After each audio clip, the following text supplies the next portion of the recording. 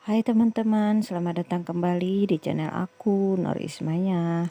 Pada video kali ini aku akan melanjutkan video aku sebelumnya, yaitu soal dan pembahasan tes wawasan kebangsaan materi Undang-Undang Dasar 1945 untuk mempersiapkan diri teman-teman dalam menghadapi tes CPNS maupun tes P3K yang akan dilaksanakan.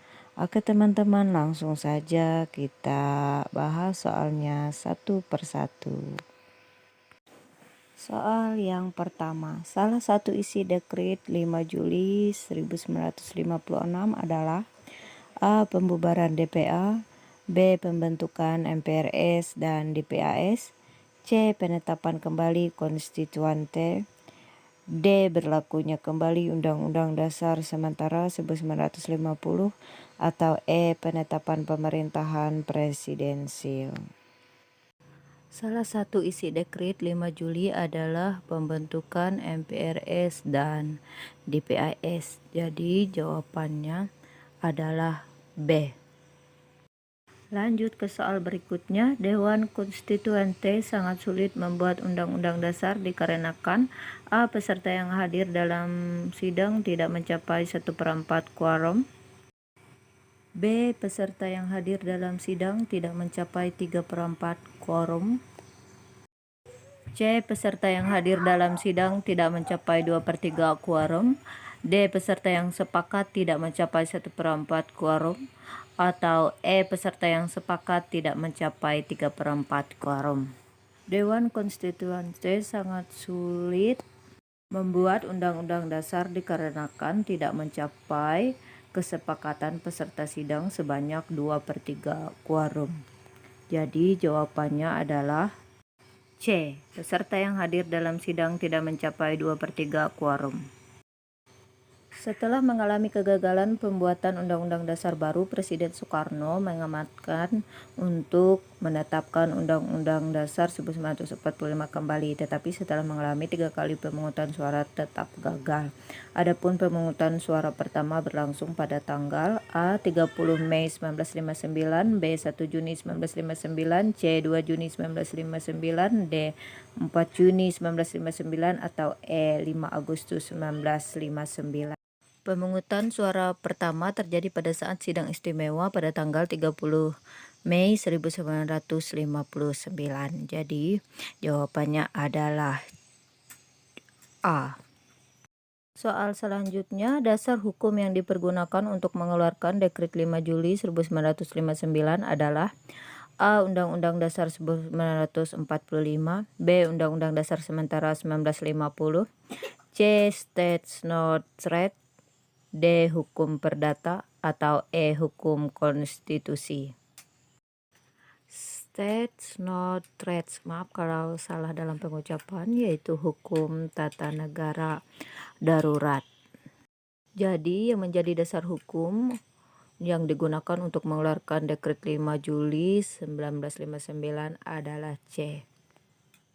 Hukum tata negara darurat atau disebut dengan State No Threat.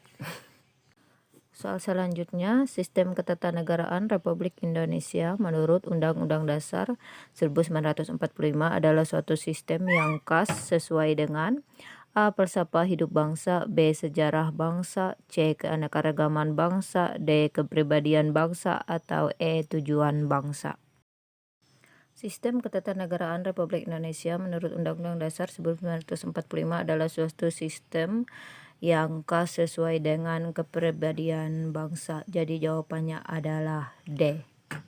Soal selanjutnya, menurut Undang-Undang Dasar 1945, kedudukan presiden adalah A. Kepala negara, B. Kepala pemerintahan, C. Raja, D. Penyalur aspirasi rakyat, atau E. Kepala pemerintahan dan kepala negara.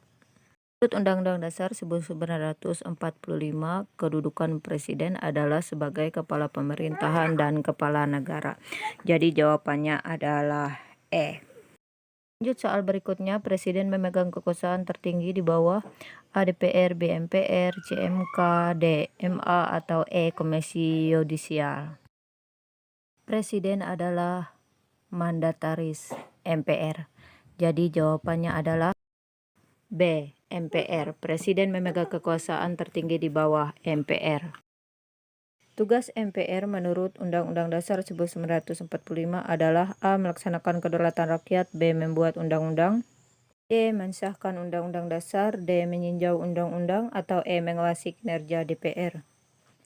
MPR adalah perwakilan rakyat yang mengawasi pemerintahan yang dijalankan oleh Presiden, sehingga orientasi tugas adalah melaksanakan kedaulatan rakyat. Jadi, tugas MPR menurut Undang-Undang Dasar 1945 adalah A. Melaksanakan kedaulatan rakyat. Soal berikutnya, dalam mengerjakan tugasnya, Presiden dibantu oleh menteri-menteri. Adapun menteri tersebut bertanggung jawab kepada A. MPR, B. DPR, C. MK, D. Kabinet, atau E. Presiden. Karena Presiden mengangkat dan dibantu oleh menteri, jadi menteri bertanggung jawab kepada Presiden. Jawabannya adalah E. Berikutnya, lembaga yang berada di negara Indonesia sebagai negara dengan sistem presidensil yang sesuai dengan ajaran trias politika adalah yudikatif, legislatif, dan eksekutif. Adapun yang mencetus teori trias politika adalah Adam Smith, B. J.J. Rousseau, C. Montesquieu, D. Immanuel Kant, atau E. Hans Kuhn. Gagasan trias politika adalah gagasan Montesquieu. Jadi jawabannya adalah C. Oke teman-teman, demikian yang dapat aku sampaikan di video aku kali ini. Semoga bermanfaat, semoga teman-teman masih semangat untuk berlatih dalam menghadapi tes CPNS maupun P3K. Sampai bertemu di video aku selanjutnya dengan soal dan pembahasan yang sama. Bye.